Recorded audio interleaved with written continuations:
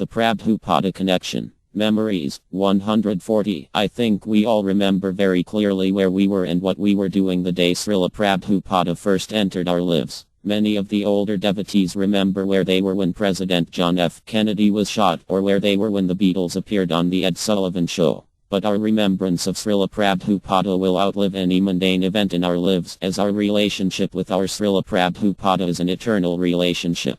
I meet my spiritual master in an unlikely place in the Chicago O'Hare Airport. I was walking through the airport just wandering aimlessly when I was approached by a Sankirtan devotee. He said, "Hey, you into George Harrison?" I replied, "Sure, I just saw him in concert last night." So he said, "Take this book and give it a read, it's really far out." To make a long story short, I took the book, the Krishna book, and found a place to sit down and read. I couldn't even make up some of the words, it was like a foreign language. I couldn't even pronounce some of the words like Srila Vyasadeva or Srimati Radharani. I didn't have a clue what the book was about. But I loved the picture on the cover instantly, and when I turned the book over in my hands I saw the most beautiful sight in this material world, a picture of my spiritual master Srila Prabhupada. I had been thinking lately that I needed to find my guru, as I had been doing a lot of reading on spirituality and had a pile of books on Eastern wisdom, Hinduism, and Buddhism, etc., and had come to the conclusion that I needed to find my guru.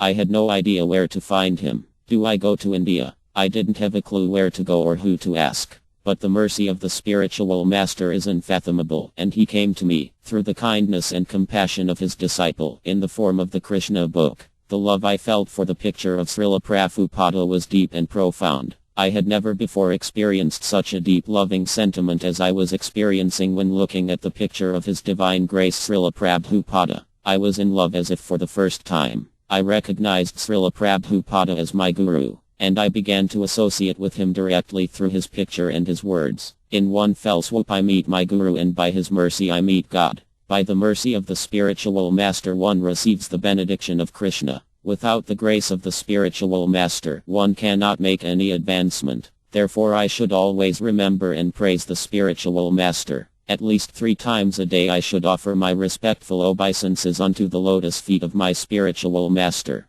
Shri Shri Gurvastaka. From this one encounter of meeting one of Srila Prabhupada's disciples, my spiritual life began. All glories to the Sankirtan movement of Lord Chaitanya Mahaprabhu. And from there I went on to receive, again by chance, a Bhagavad Gita as it is and some smaller paperback books. By this time I was associating directly with Srila Prabhupada because I was following his instructions and chanting the Hare Krishna Maha Mantra. In this way my heart became purified, and within the next few years I joined the Society of Devotees, shaved my head, put on tilak, and interestingly became a book distributor on the Radha Damodara traveling Sankirtan party, giving to others what was given to me. Srila Prabhupada Krishna. It was years after receiving my first book and hearing from my eternal spiritual master Srila Prabhupada that I finally got a chance to meet him personally in his physical form, and I enjoyed walking alongside him on a morning japa walk, hearing him speak Bhagavatam, and watching him dance at the Rath Yatra festival.